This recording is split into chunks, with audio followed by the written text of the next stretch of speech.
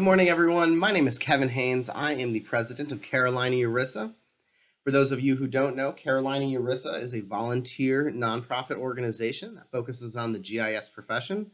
Our primary area is North and South Carolina. We are a volunteer organization, and as such, we are looking for volunteers. So if you're interested in volunteering, please reach out to me or our board. We'd really appreciate it. We can use all the help we can get.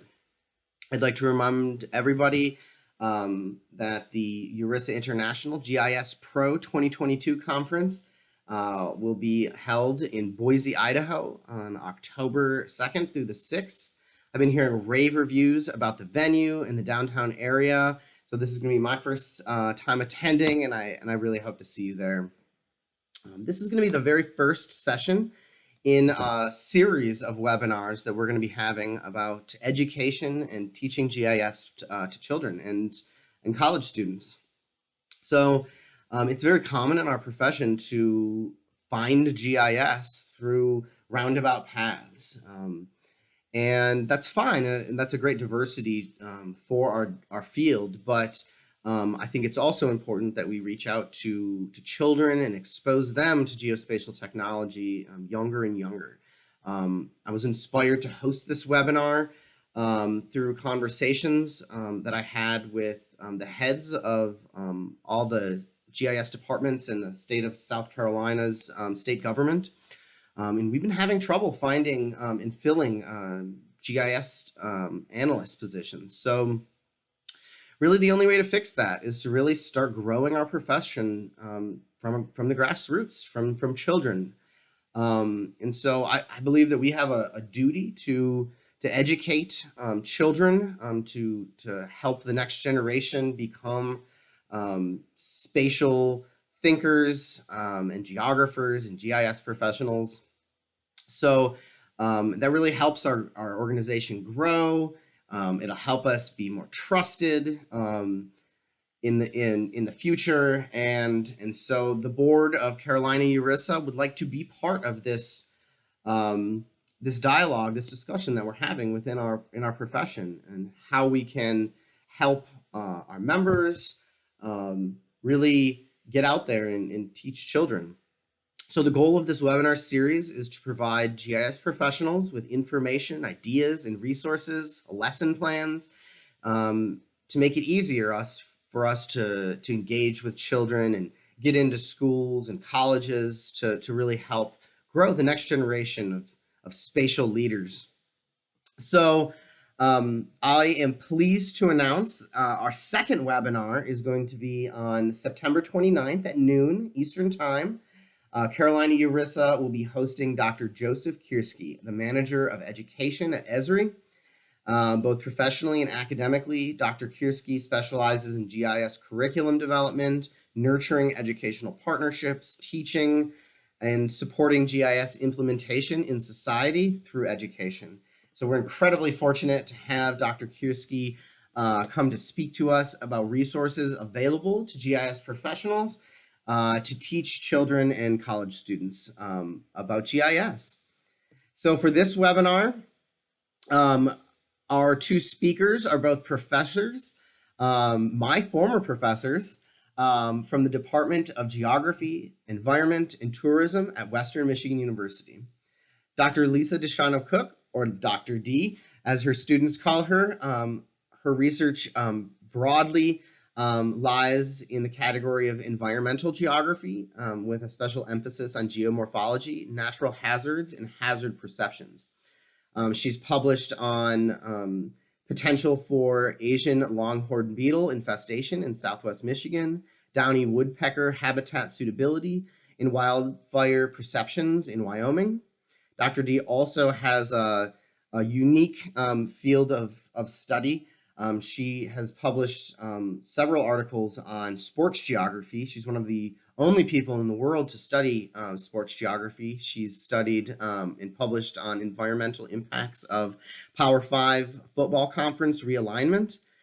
She's published on institutional student transfer and how climate change influences what cities can host future Olympic Games. Our second presenter is Dr. Adam Mathews. He specializes in geographic information science and specifically focuses on unmanned aerial systems and how to model and examine environmental problems using UAS. His previous work has utilized UAS remote sensing in vineyards to characterize grapevine canopy in 3 dimensions and relate UAS structure from motion data products to crop performance.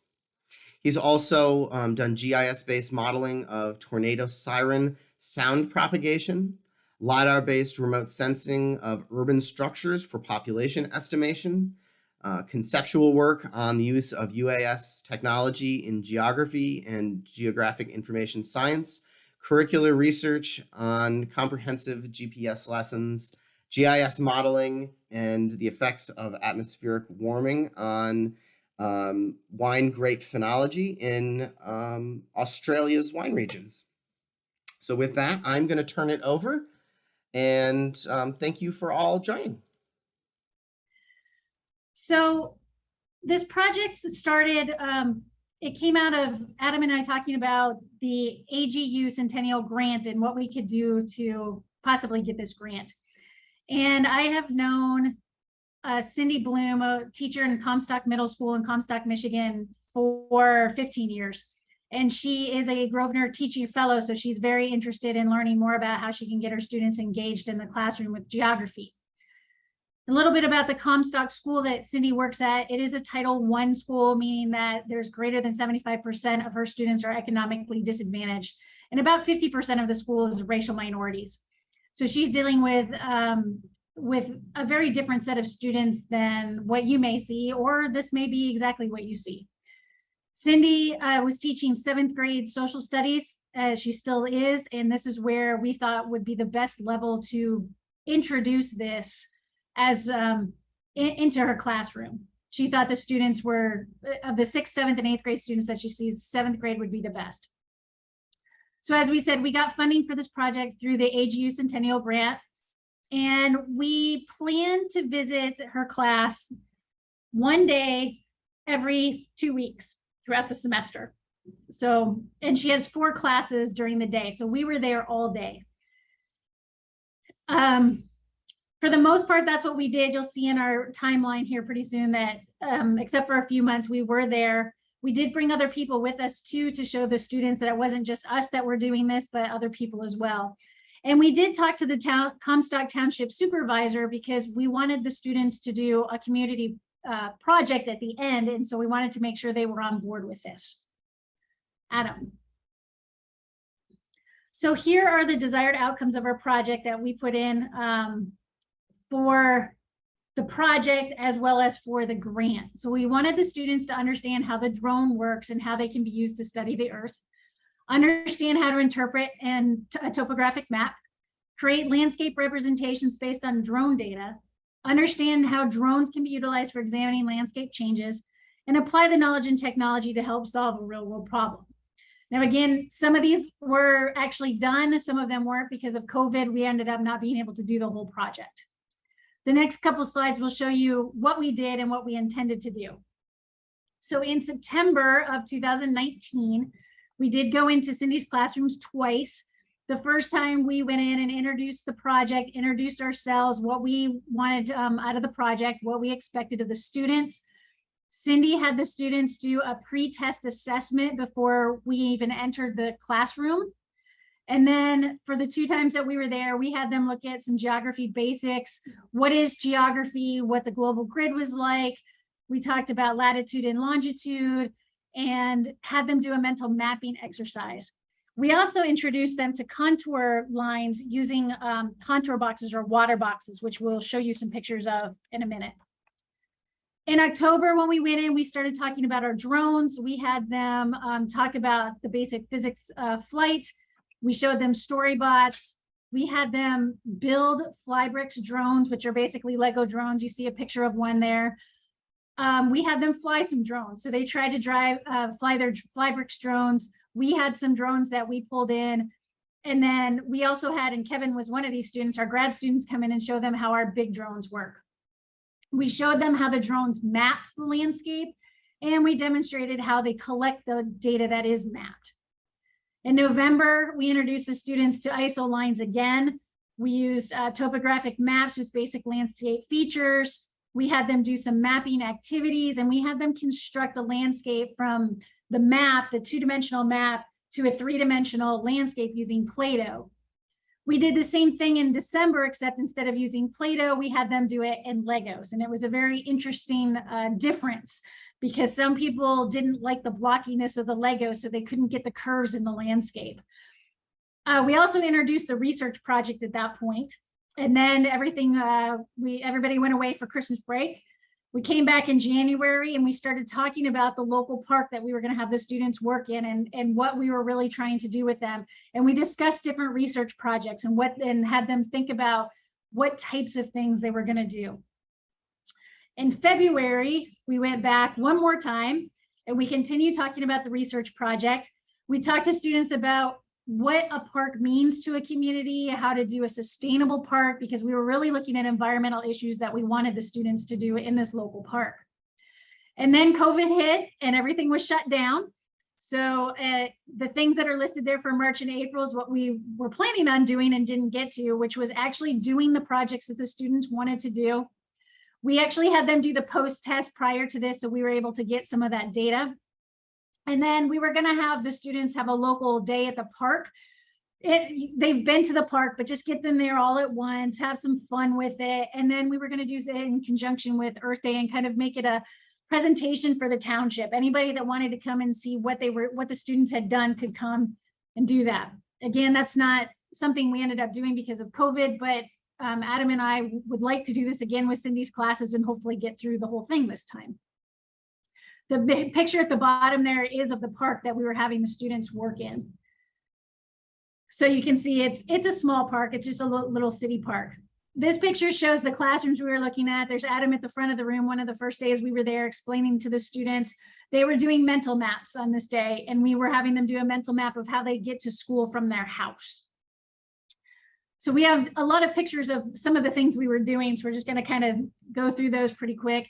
Cindy is over on the right there by the Liverpool Football Club pennant there. And I'm in the front showing students the latitude and longitude so they can understand latitude and longitude better. This was something that we asked them on the pre-test. So we wanted to make sure we covered it here and hopefully found some improvement on this when we did the post-test. The next slide. Here's one of the slides we have. Adam and I are in the front, and on the far left is Tim Hawthorne, who is from Florida.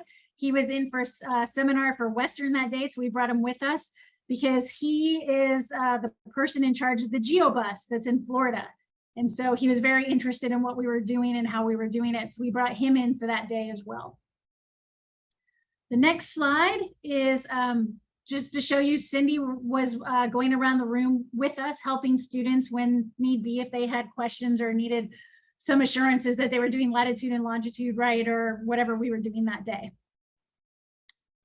Next, Adam, please. This was the day we did the contour box or the water box activity. So these boxes are basically clear boxes with the top, and they have a plastic landscape inside. This happens to be a volcano.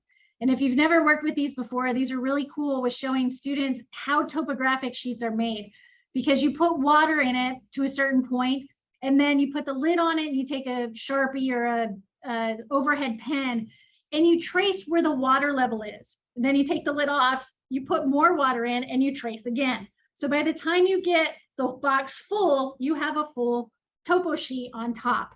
And that's what they were doing that day. Next, Adam, please. This was the day they were building, one of the days they were building their Flybricks drones. So there were kits, they had instructions with them, the students put them together. In the one picture, we actually have one of the staff from Comstock helping one of the students as well, because the staff and the teachers heard about this and they all were really curious what we were doing. So if they had a chance, they would come in and watch what the kids were doing. This was one of the days the students really liked because they were really interested with the drone stuff. Next, Adam, please. Again, this is just images from building the drones. There were two different types of drones they could build. one that had 4 propellers on it and the other one that had 8 there, so they could pick and choose what they wanted. Next, Adam. So here is the day we had them fly. There's Kevin in both these pictures. The one in the top left actually has another one of our grad students. Grad students had fun building these too, because I don't think they've ever done it before. Kevin, you can see there outside with the student trying to help him fly his Flybricks drone. And again, we had bigger drones that they could fly using our cell phones. And then Claire and Kevin flew our big data collecting drone as well. Next. This was from the day that we had our students try and take a 2-dimensional topographic map piece and mold it out of Play-doh so they get the 3-dimensional map.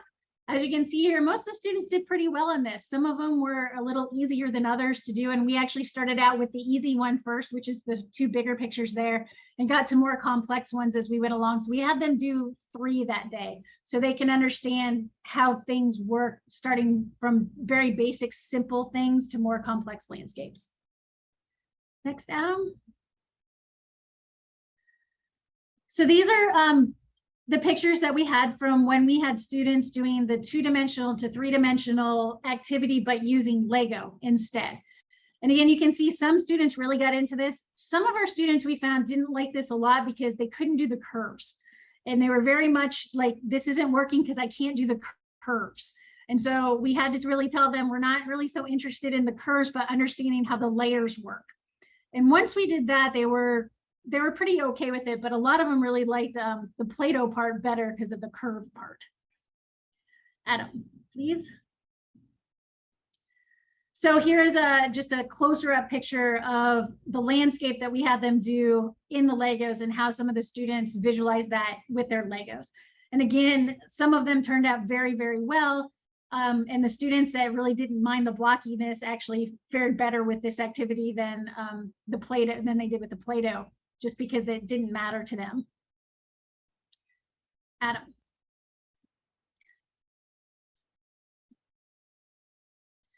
So we did decide we needed to do an assessment for our grant. So we decided to do a pre-test, post-test type of assessment.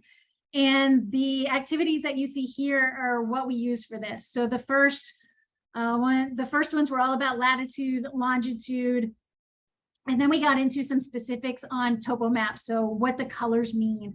How do you read a topo sheet? So we had 8 of these, and these were the same questions we asked prior to us starting the project, and the same questions we asked when we got done with the basics of geography, which would have been right around Christmas time. And I believe Cindy did the post-test in her class just before Christmas break. So we do have some data on this, which is the next slide. So question 1 was asking about the equator. What's the latitude? So we saw the pre-test 67% had it correct. The post-test 89% of the students had it correct. So we saw an increase of 22%. And as you can see down through here, we had an increase of positive percentages. So percentages getting the question right in all really but one question. And that was question 6, which was asking about what the elevation was at point A. And we realized after when we saw this, you know, a 1% change isn't bad, but it's a change for the negative. And we realized that we really didn't go over this when we did our geography basics. So when we do this again, we will make sure to hit this part as much as we hit everything else. And we also had not a big jump in our contour interval question. That question was, what's the contour interval of this map? So we didn't really talk about that as much. And then again, the elevation at point B. So we do have some things that we noticed we didn't talk about as much that we probably need to next time. But everything else, we had double-digit increases in the rate of mastery of this thing. So we are very happy with the results of this. And Adam's going to take over from here and talk about the drone stuff that we did. Yeah, and one other thing I wanted to mention too is, especially targeting this age group, is we found as we went through, you know, you see those differences in terms of how the students, you know, fare better with different things. So like, you know, one student really does well with Play-doh, one student really does well with, maybe it's on paper, another does well with Lego. But with this age group, I think one thing we wanted to make sure we did, and we did throughout, was get stuff in their hands, right? So get Play-doh in their hands, get Lego in their hands, and let's see how that might help them think about landscape and mapping. And even like with this one, with the Play-doh, you get these differences here, right? Where it just clicks differently in different students. It's very interesting to see. So like this example at the bottom here, right? Because of the way the contour lines are, those students tended to see that as, I'll make it as layers and then stack them. There's nothing wrong with that, right? It's one way to make this model, where other students see it more generally as like, this is what, this landscape would look like overall, like a smooth type of thing, which is what you see in the yellow one in the middle here. So one of the things I found that was just like fascinating about doing this was just week to week seeing what clicks with what students. But I think I can confidently say that when we had stuff in their hands, things always went better. And I think you could argue that that's in every classroom, that when you're doing things, with your hands, it's easier to get engaged and learn. So this is actually, so what we did is a big part of this. So that, Lisa mentioned the drone stuff. The goal originally, so we went out the summer before we started to actually go in the classroom and capture some data with drones out at the park, which was approved by the township. And this is Robert Morris Park. It's on a lake. It's really nice. There was that one picture on the ground. I'll show you this video so you can see what it looks like. I'm just gonna make sure it's muted here. But this is what the park looks like. The idea being that this was a park that they could connect with. It was in their township. If they've never been there, we're going to take them there, which was our goal prior to COVID. We were going to bus them out to the school and basically bus them out to the park and have a day at the park. But unfortunately, due to COVID, we didn't get to do that. But we got data out here, a bunch of aerial photographs that we could then create our own three-dimensional map of the park area. And then when we went through those weeks that you saw in the timeline where we talked about drones, we talked about, okay, well, what are the actual, an introduction to flight with drones, and then basically the introduction to photogrammetry. So we take multiple photos, they overlap, then we can use that to gauge three-dimensional differences and create landscape data. So that's what and there we are waving there. That's what we did. Those were the data we got, with the end goal being that we would use this data toward the end, which we started to do, and then COVID came. And why, if you're wondering, why Play-doh and Lego, these different things, mainly because there are differences in students in terms of what they might get, learn better with. So we wanted to, and then also we wanted to keep repeating the exercise with slight differences so they can improve their understanding over time. But also with the Lego, one of our goals was, that again, didn't get to due to COVID, was we were going to create a at-scale map, or a correctly scaled map is what I want to say, of the park that we were going to leave at the school of Lego. So we would be creating that. We began doing that using the actual data we got from the drone, and then we got taken off course due to COVID. But just to give you an idea, some of the data, what they look like, I'm guessing likely with all of you, or most of you being GIS people, you have some idea about what drones are used for and how they're used. But you can just see here, here's a couple photos near the beach area. So capturing hundreds of overlapping photos like these two to end up creating, typically what you start with using structure for motion is you get a point cloud, which looks something like this. And then that can be used to create more generalized surfaces. So raster surfaces that are, the digital terrain model, or the contours like we taught them in class. So these were the products. So here's orthophoto on the top, created from the drone data. Bottom right would be a digital surface model, meaning it's including everything on the surface. So you can see the buildings where white is really high, black is really low. And then the bottom left is the contour map. So we did have time to get this part in the classroom, which is they had done at that point these different landscapes with Play-doh, different landscapes with Lego. Then we began talking about the park and brought this contour map that you see in the bottom left to the classroom. We put it on a laminated sheet so they could use the Play-doh on it if they wanted to. But basically they created the elevation and the landscape of that using the Play-doh, which this one was more of a challenge because typically when we use like the examples you saw before, they're kind of extreme cases, right? When we learn topographic maps, it's a volcano or it's, these kind of extreme cases. You usually don't have very, just gentle slopes and things like that. But at that point, everything was firing. They got it, right? They were doing really well, and they put the Play-doh maps together, and they were understanding what landscape was, how to create it with Play-doh, and they did really well. Here's an idea. So we were going to do the Lego model. So I put this together in GIS. So we have our contour data from this is the entire park. We focused on toward the top here, which is toward the north, which is the lake area, which is what you saw in the video.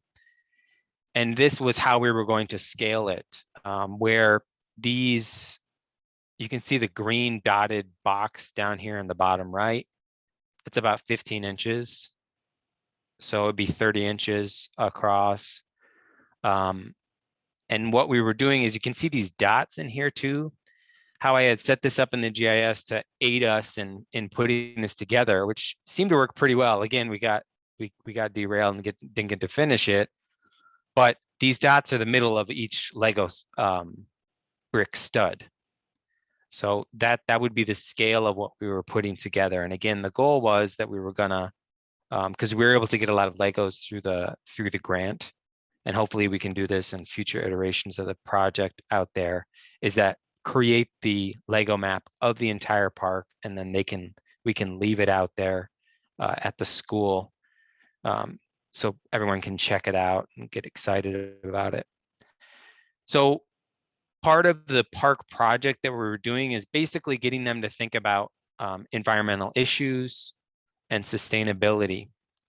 So we introduced to them a couple of different things that basically these were kind of discussion days. And it was actually really interesting to see. We had them work in groups. It was interesting to see what they were talking about, because it was really good discussion. The first one was things to build a sustainable park. So basically, we're talking about this park in Comstock that we just saw. How might we change it? If money wasn't an issue, we didn't have these other barriers, how would you change it? What were the things you would change, just to get them to think about these things? So here was a list of 10 that we gave them. And then we would record in classes, what differences there might be. So we'd meet with 4 different classes in a given day out there. And you can see the important topics did change class to class, where like class 1 was interested mostly in like sustainable materials. They saw as more important, offering recycling, which is typically not done, at least at the Comstock parks. As far as the last time I was out there, it wasn't. Class 2 is more interested in landscaping, keeping it where, native species, things like that. And then uses to sustainable materials comes up again there too. And then you can see what the other classes thought. So basically, what did they see in this list that was most important? And that's what they identified. And then the other thing was we had them think about generally what's good about parks, which this was a fantastic discussion too. It's really good to see what they thought.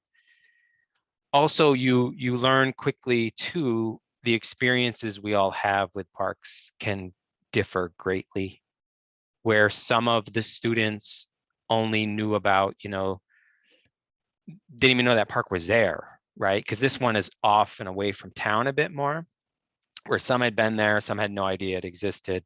But the parks that they were more familiar with were more in the built up area and had less greenness. So it was interesting to see, based on those differences, what they were talking about.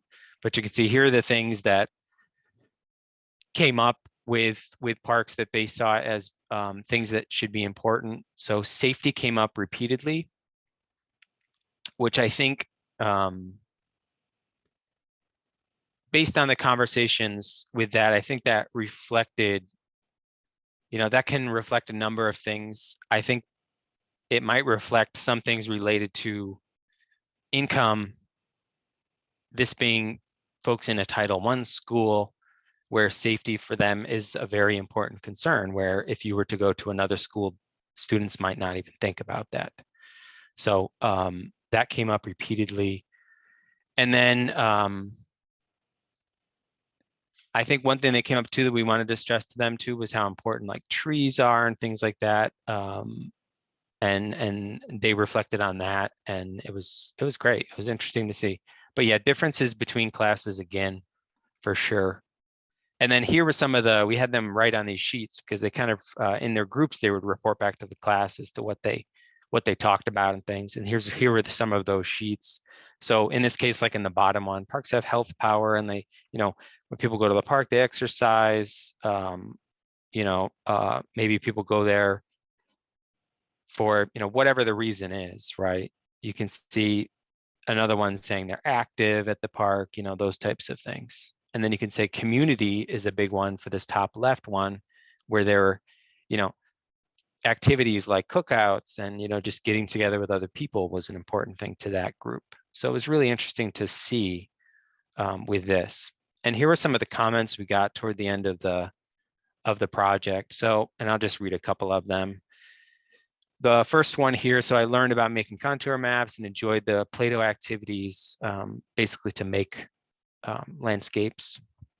I learned that with the contour maps, they look easy to do, but you have to take time and do it right and check it over multiple times to see if you map the area out right, which is absolutely, and that's why we repeated.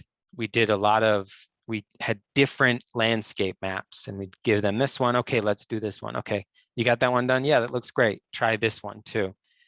Because we found as they saw different landscapes, you could see it clicking more. Maybe by the second or third one, they're a lot more confident. Okay, now I know what this looks like. I can picture it in my head. Now I'm going to make it with Play-Doh or with Lego or whatever it is. And then we have some comments that came from Cindy that it was really interesting. We would always have we'd spend time with Cindy after the day or during the day just to talk about how things went, where she has a very different perspective with us or from us, right? We're in the university, she's with those students every day. So her perspective was very important for us to make sure we're doing everything, really doing things well and making sure the project's going well. So some of her thoughts, so the project allowed students to engage in a variety of hands-on activities, which she agreed with us in terms of, that would improve their spatial thinking and their visualization of landscape. So I watched the students move from a very novice understanding to being able to create 3D landforms out of Play-Doh or Legos just from the 2D contour map. And not only were students fully engaged, but they were conversing in a manner that showed deeper understanding of the process. And that was something that we definitely observed as we went on. You could tell how much more interested they got after they had done things a few times, which is pretty common in any educational environment.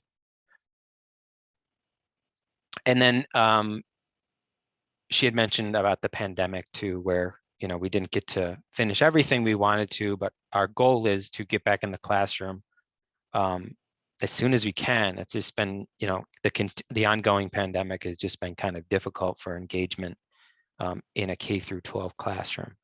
All right, so I'm going to stop there. I just wanted to thank the township that we worked with, Comstock Public Schools. They were fantastic and really helpful. The AGU, if you don't know what that is, that's the American Geophysical Union, which a lot of geographers go to are involved with that group, but it's a lot of more hard science, geology, earth scientists type of folks, but it's a great organization. I highly suggest checking it out. And then of course, we had a lot of support from our university and department to engage with this too. So thank you. Thank you very much for for giving us this presentation. I think that what I really love about this program that you designed, and it's something that came out in a conversation that I had with our next presenter, Dr. Kiersky. We had this conversation about how what we need to do is be teaching a subject using STEM technology and geospatial technology and GIS instead of just trying to teach GIS. And that's something that my team, we go into schools and we teach. We do a lot of summer camps and things like that. And that's something we've struggled with, and that's something we're learning. And that's really important. One of the people that we spoke to prior to this, as we were sending out the materials, information about the session, was how do we get into schools and start teaching geospatial technology if geospatial technology isn't part of the curriculum? And I think y'all did a fantastic job of showing how that gets done. You know, you're teaching something that is part of their curriculum, but you're using geospatial technology. So let's open this up for questions. You can raise your, yes. To go back on that, getting into the schools, one of the things that helped is I've known Cindy for a long time. So one of the first steps is just to identify some schools that might have some teachers that are willing to work with you. And we did, I mean, all summer we spent talking to Cindy about how is it best for us to get this into the classroom? How does it fit your curriculum? Because she was teaching world history, not geography, to her 7th grade class. So we had to figure out a way that would fit into what she was doing and what they might have been doing in some other classes too. So we know they were looking at environmental issues. They were interested in the environment. And so that's how we came at it. But there's plenty of different ways to do that. I mean, you could do that with ancient maps, or, you know, if they're doing history, or, you know, whatever the area is. But we did work with Cindy for like those 3 months pretty intensely to figure out how we were going to make this work. Yeah, I think that's one of the most important things with engaging in schools is like having a partner, a teacher at the school. That is vital. If Cindy, this wouldn't have worked without Cindy. Like, she's fantastic. Right. She would meet with us outside, you know, but also she had to have trust in us, right? And if I was a teacher, I probably wouldn't, you know, university person wants to come, I would be guarded about that, because it's like, oh, what do they want, right? But since Lisa and Cindy had that relationship, there was trust there, and it's much easier to, you know, it's very easy to build on that. But that can be hard to get. So that's one of the toughest things. Kevin, you mentioned an important point too, that you were talking about with Joseph Kursky, which is that teaching about GIS, teaching with GIS, right? Without them even knowing anything about GIS. And I agree. I mean, that is something that's really important in the classroom. Yeah, if you're doing anything about just environmental topics, do they really need to know how GIS works? No, but they could use web maps, right? They could use web maps and use GIS and not actually know how it works to get that point across. Absolutely. So any questions? You can raise your hand. I can unmute you, or you can ask it in the chat. Do you have any advice for GIS departments, professional GIS folks? I mean, the program you did is a substantial program that, you know, had multiple modules over the course of a semester or a year. Do you have some advice for those of us who would like to do this or parts of this? You know, there's different ways to go at it. You can do very informally by going out to, say, a local park, and just start flying the drone and see who comes and asks you what you're doing. That's a good idea. I mean, that happens all the time, because kids, we had multiple kids that said, oh, I own a drone. So they've been flying them. They just don't know what they can do. They know they can fly. They know that Amazon's going to use them to start dropping packages at their front door. But they don't really realize that, you know, the camera on those are useful if you know what you're doing with them. You know, so even just going and flying, or, you know, taking a map into a school and showing the principal, go, hey, you know, here's a map of your local area. I don't know if you've seen it this way before, or a satellite image, you know, or something. So I think there's, you know, you kind of have to think outside the box. because I see somebody said, Jeannie said in the chat, GIS is part of AP Human Geography, which is great if you're in the high school, right? We were in the middle school. And if you want to get even, into the elementary schools, it's got to be even, a little less, but everybody likes to fly. Everybody likes to play with Play-doh and Lego. My daughter's 14 and she's still building with Legos. So, there's different ways to do that. I'd also say, work with your local, if you've got a college, work with your college, go to the school and go, here's what we're trying to do. And it's not going to be a quick process. It may take you a year of talking to the administration, go, here's what we'd like to do. Is there a way we can work this out? Mm-hmm. But I think you're going to have to, you as the organization, not the school, is going to have to make those initial steps, because they're not going to come to you, because the teachers already have so much in their curriculum that they have to teach. And if you go, look, this is what I want to do, and they're like, we don't have time to put another thing into our curriculum, but you have to show them that it's not putting another thing in, it's enhancing what they already do. Mm-hmm. So we have another question here. They're kind of two related questions. Do you have any documentation on the specific lessons, such as building the 3D map out of Play-doh based that includes suggested time associated with each activity and so on? Would love to share this with local schools and even show at the career day. And then the other question is asking if these lesson plans would be online. And those are the fantastic questions. And that's also something we're going to be talking about at our next session with Dr. Kiersky. But what about your lesson plans? Will you be publishing them? Yeah, I mean, one of our plans is to, yes, we've talked about that. We want to do this early on. The main thing was our plan was to do it toward the end of that year, so we could reflect on it a bit, think, okay, what didn't do well? Maybe we should chop this part, or repeat this part, or that type of thing. And then COVID came, and then I feel like we've been scrambling ever since. Sure. So we haven't really had the time to sit down and like let's formalize this so someone can adopt it. But I know, like, I definitely would like to do that. I think it would be incredibly useful for other people to do that. And Cindy wants us to do it too, so we would use her help because she knows how to write lesson plans. We don't. But we do have all the information, so we can start with Cindy again and go, hey, why don't we start getting back this ball rolling and start with writing up these lessons that we did, so that other people can start using them. Awesome.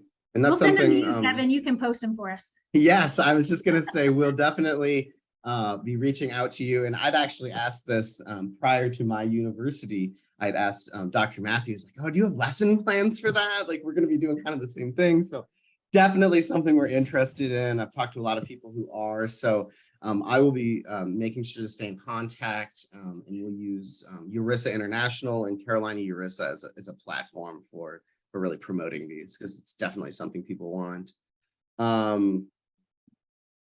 Let's see here. We have another comment here. Don't feel bad. What each of you have accomplished is great. You are just building excitement for when the modules and lessons are published. Definitely. Yeah, we'll definitely. Thanks yeah, for for sure. Yeah, when we originally were talking about this project too, as the drone thing came up early on, because it was like, what are one of those things right now that students can connect with that is just super exciting in geography and GIS? And I was just like, drones, right? Okay, what can we do with it? Okay, and then we thought about the park thing, went out and got some data, and then I was like, well, how can we get the drones in their hands, right? Because there's clearly safety concerns when it comes to, we can't have them flying the large aircraft, you have to be licensed, and there's lots that goes into that, right? So then we found those Flybricks kits, and it was like, okay, well, we can, I'm huge into Lego at home. So I was like, okay, we can get that put in there too. So there are a lot of it too, to build the excitement, right, is to like think of what's the thing that people are really into right now. Drones have worked in that space for several years now. People get really excited. And then, you know, some people aren't, and that's okay too, because that can start some really good conversations too. Like I get that in the, you know, the university classroom, right, with privacy concerns and things like that, but it gets conversations going, right? You could talk about data ethics and things like that. So yeah, it's interesting. It was fun with this. It was, I will say the Flybricks kits though, they were challenging to put together. And they're challenging to fly too. They Very had problems challenging to flying fly. them too. Yeah, they do not fly very well. And yeah, they don't fly very well. But they do get put back together very easily, right, Kevin? Yes, they do. Yeah, they are easy. They're definitely a toy. It's something that I tweeted about them a while back, and it got a lot of engagement on hashtag GIS chat on Twitter, and people were just loving it. At the time, they didn't have any more kits available. Everything was out of stock. It was during COVID and stuff. So hopefully, I haven't checked recently. I posted in the chat a link to Flybricks. Hopefully, I didn't check, but hopefully they have some more kits available. Yeah, and there are some other, like some of the bigger companies have, so we had it's not made by DJI, but I think they own the company, or they have a relationship with the company, or whatever it is. But they're called Tellos, Tello. We have a few of those, and you can fly those with your phone. Those are nice, really small little drones that fly. Actually, they respond to the controls like a large drone, and there's not many that do that. Usually they're like, they just don't fly very well. So you're like, you think it's harder than it is. But those ones we had, and those ones have cameras on them. And then Parrot is another company that they had one that they stopped making it. But some of the companies have these smaller drones that's a good place if you want to, you know, get some attention and allow people to actually fly them. And they're pretty durable too, where they can take a hit and they'll be fine. And also they come with these, ours have like cages around them, so you can't, you know, to protect the propellers and hands and stuff. But there are things like that you can use beyond, like the Flybricks. We wanted the building for sure, but if it was just like you were interested in getting them into flying and stuff, you could go the other route and it'd be easier. Yeah, that's definitely. what somebody had mentioned too. They use local robo at their school, but they said they don't have the building experience, but the students study flight. And we did do a little piece on flight. Like we did talk about yaw and roll and pitch and all of that sort of stuff. So it wasn't just turning it on and getting it up there, but you know, we had to talk about flight, you know, aviation and flight a little bit. And the other thing that hit me when Adam was talking about this, and Kevin, this goes back to your initial question, a lot of schools now have robotics teams and drone teams. And so, you know, getting involved with those is one of a good way to get your foot in the door with those schools. And those drone kits are actually fairly reasonable. I know with VEX, which is the one that we use, they have a drone kit where you get like 10 drones for $2,000 or something, which is fairly reasonable. Yeah, that's good. Yeah, and I see that. Yeah, I saw the last comment. Yeah, that's one thing definitely keep in mind, right? There's a lot of, so it mentions like the school board, you know, they oversee what happens in the school with that. Absolutely. We made sure, so like the university has a drone policy too. So we submitted everything to make sure we were good there. And then the school knew everything we were doing from the top down. So yeah, that's an important thing to keep in mind, right? Is like I'm big on, when it comes to drones, I know they're exciting, but also I am big on safety. And if there is any risk at all, I won't do it. It's just not worth it. So you always have to make sure that, you know, check to see and make sure everyone knows and has approved it along the way, right? You got to be careful with those things. Yeah, and the policies, the policy is a big deal. If you've not flown drones at your school before, your school board's not going to know what to do with it. But you need to have some sort of policy in place. Yeah, and you can always too, like if you know another school that, like in this case, right, already has a policy, and you approach a school and they're like, we've never done this, we have no idea what to do. You can provide that link, right? Like, this is what a similar school did. Maybe we should follow this, right? And these are the things you should be checking. Great idea. Yeah. Do we have any more questions? Well, I'd like to thank everybody for coming out. We had great attendance. I'm not sure if if the attendees can see, but we had 22 people. Pretty good for our first session.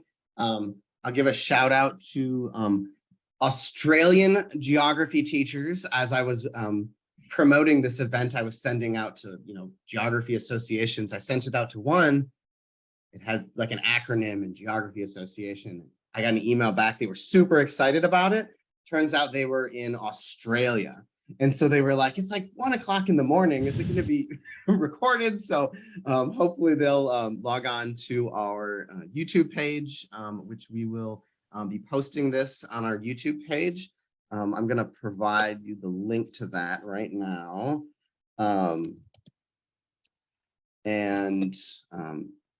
This would be great until we can get like lesson plans posted and things like that to go back to get ideas and things like that. So, so this is a new YouTube channel. We don't have anything posted yet, but we'll get this posted real soon.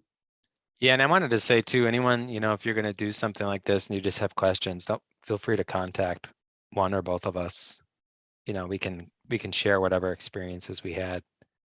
And you will, I just saw the last post, Joseph Kursky has lots and lots of GIS lesson plans. I've known Joseph for 20 years and he's got lesson plans for pretty much anything under the sun you wanted to look at in GIS. He's got one for it. And if he doesn't, he'll make you one. Yeah, he's already shared like tons of resources with me already, and we're going to get that posted on our site and start posting those around. The other place to look for those of you who are maybe in the profession and don't have links to the schools, and I know some of you are school teachers, I saw it in the chat, but the state geographic alliances are still out there and running. Some are running better than others, but that's a good way to get in touch with a lot of the geography teachers in your state as well. Yeah, that's a really good one. I forgot about that one. That's a good one. Because often too, they know like who's really engaged currently in this type of teaching or whatever. And then it's like, oh, you should go and talk to this person, right? And then that helps a lot. Yeah. Well, thank you very much. Everyone have a wonderful day. I hope to see you on September 29th.